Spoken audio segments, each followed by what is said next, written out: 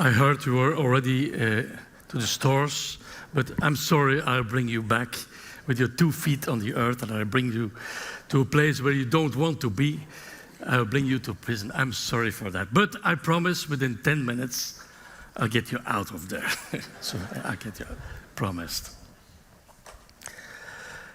Ladies and gentlemen, I was 23 years old when I first entered prison. And luckily for me, it was not as an inmate, but as a prison director. You can say, this is a little bit young, and of course, you're right, it is far too young to enter as a prison director, far too young.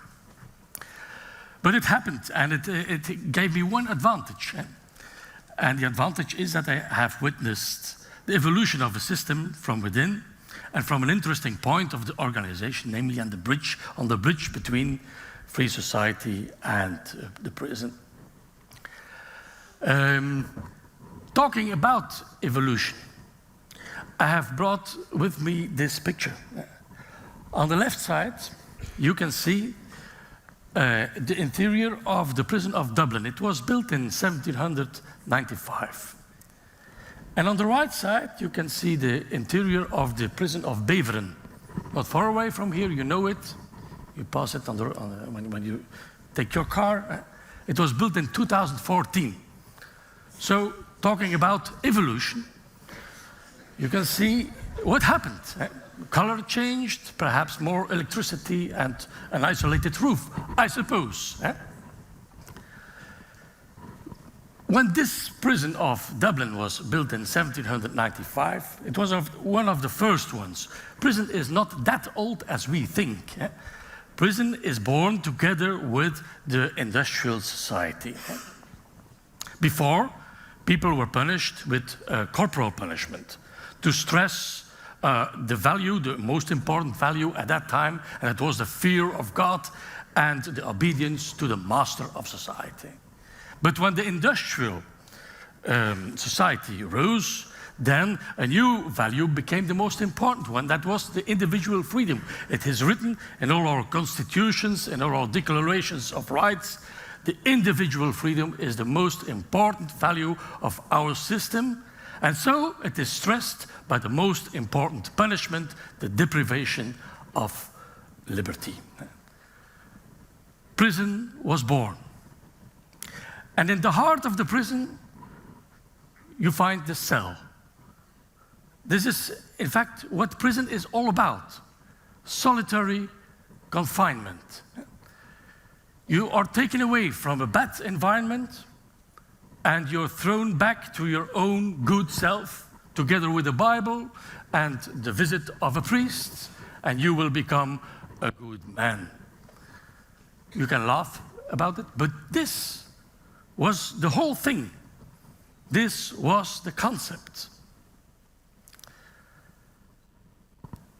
We have to wait until the beginning of the 20th century when psychologists and anthropologists at that time told us that this solitary confinement made people mad, ill.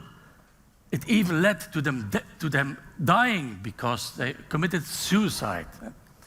And we had to wait until after World War II, when social scientists told us that the human being is not a solitary being, but is a social being. We are a human being because we are in interaction with other social beings.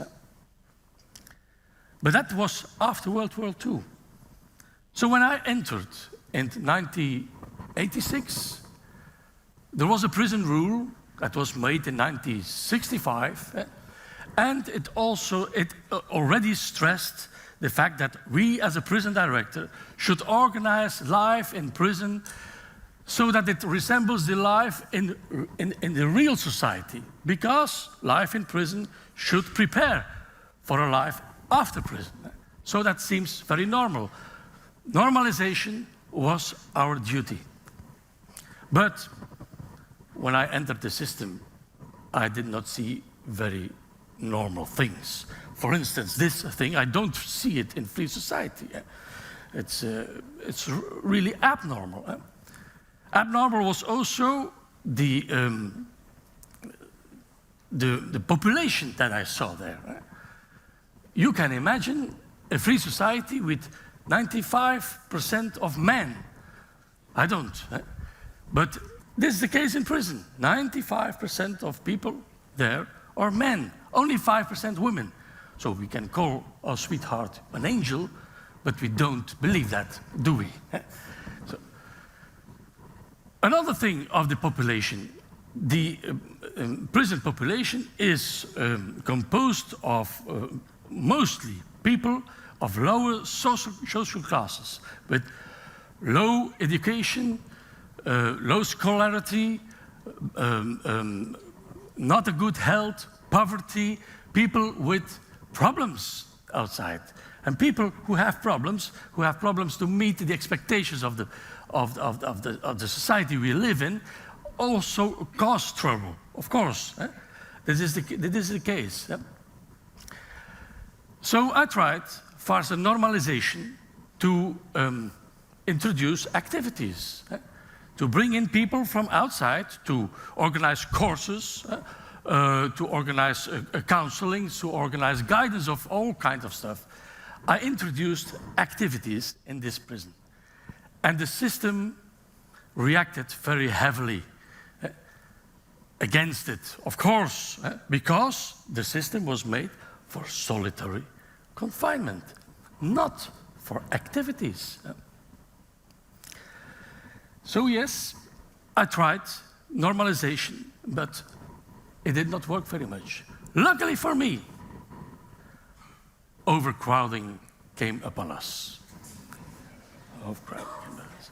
A few years later, at the beginning of the 90s, we made the choice to handle with drugs in a penal way, and we started a war on drugs. And people came filling our sections. When I entered in '86, 2 sections of the Ghent prison were empty. But in the 90s, they filled up our sections, and overcrowding was a fact. 2 people, 3 people in one cell. The prison system reacted heavily again, because the system is made for solitary confinement, not 2 or 3 people in a cell. So what did the system do? They released people with small sentences, up to 1 month at first, then 3 months, then 1 year, and up till now, these days, people do not enter prison with a sentence lower than 3 years. Up to 3 years, you are set free, and you get your bracelet. Of course, the judges were not pleased. So they lengthened their sentences. They gave sentences of 3 years and 1 day. They did. They used the pre-trial detention as a form of punishment. They all did that. And so we never got rid of the overcrowding. At a certain point of the evolution, the politicians had to decide to build new prisons. I was invited with my colleagues to Brussels, together with a professor in criminology, to have a look at the new scale models of the new prisons that were intended to build in Beveren. It has been built. In Maasje-van-Men, in Leuze, they have been built. Also in Dendermonde. We could have a look at the new models. And what did we see? This. They copy-pasted a system of 250 years ago into the 21st century. This professor of the Free University of Brussels looked at me and asked me the question: what would you think about detention of the 21st century? How would it look like for you, having this experience in what works, in what doesn't work in prison? She asked me that question. And at that time, I was a prison director already in the prison where I'm director now, in Oudenaarde. It's a small prison of 150 people, all long-stay people. So I am happy to know them very well, because they stay very long with me. Yes. And I had a dream once. Because I know them so well, I dreamt that I was together with them in a house. One of them was doing the dishes, the other one was doing the garden. I was doing the paperwork, of course, I'm the director doing the paperwork. This dream has stayed with me a long time. And when Crystal Baines, this professor, asked me the question, what should be a detention system of the 21st century, this dream came up in me. And I wrote an article with the title, Houses. At first, of course, it seems a crazy idea. But as time went by, it did not seem a crazy idea anymore. It became a concept. Because when you imagine organizing detention in detention houses, it gives big advantage in regard to this system. The first big advantage is that it is small-scaled. When you organize detention in small scale, of course you can pay much more attention to the prisoners themselves. In this prison, the attention is taken away for the system. The system is always more important than the inmate. But of course, a detention and a reintegration is about the inmate. So small scale makes it possible to give this attention. A second advantage of the system is that you can, when you organize detention in detention houses, you can differentiate. In these systems, differentiation is nearly impossible. Everyone has to undergo the same rules and the same safety rules also. When you can differentiate on the level of security. You can imagine detention houses that are well and firmly secured. You can imagine detention houses that are open and everything between. Not everyone in this system needs all these security measures. And in fact, it costs a lot of money, and this money could be spent to organize guidance for these people. So differentiation is not only a thing of different levels of security, it's also a question of different approaches. One who is at the end of this punishment needs another approach than one who is beginning. One who is doing a small sentence, one who is doing a long sentence, one who is young, one who is old, one who has addiction of any kind, one who has sexual problems, relational problems. Different approaches.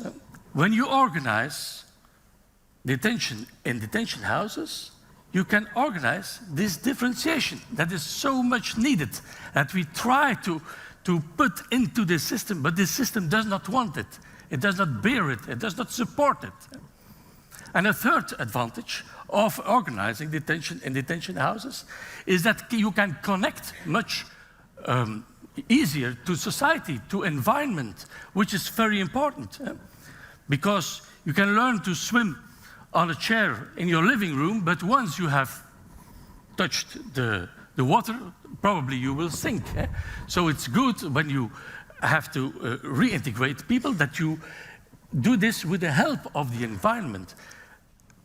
And the detention can also help to enrich the environment, because you can imagine a detention house with a shop where the vegetables are sold that has been grown in the garden, for instance. You can imagine a detention house with a bike repair shop or with a dog asylum.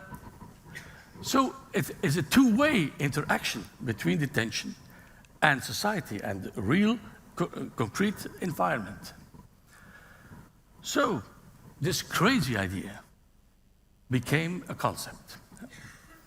And we decided that we would realize it, not keep it in the books.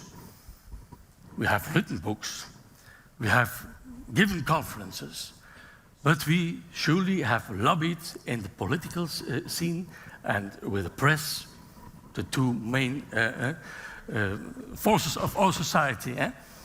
And we managed to let the political government of Belgium take the decision to have a pilot project.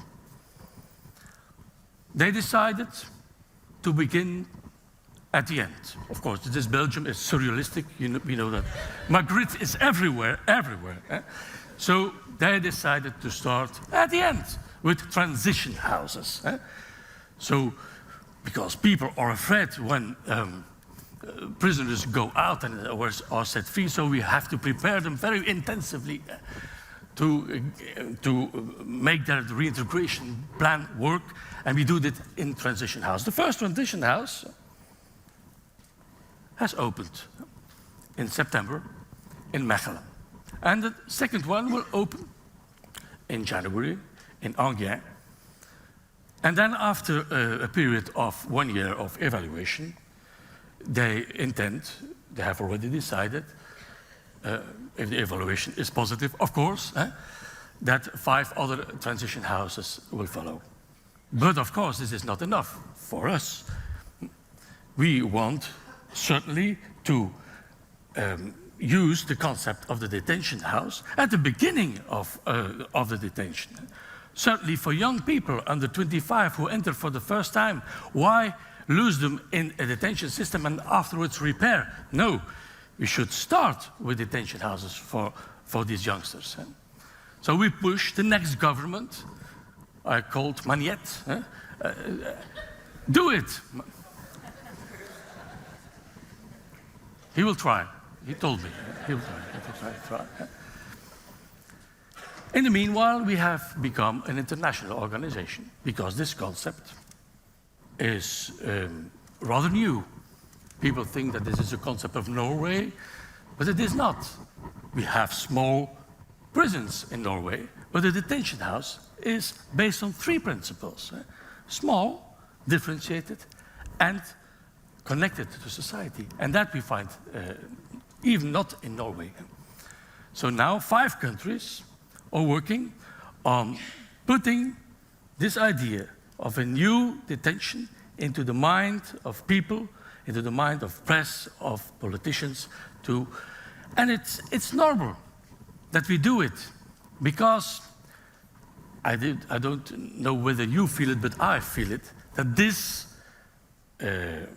society is in transition. The industrial society is fading away. A new society is coming.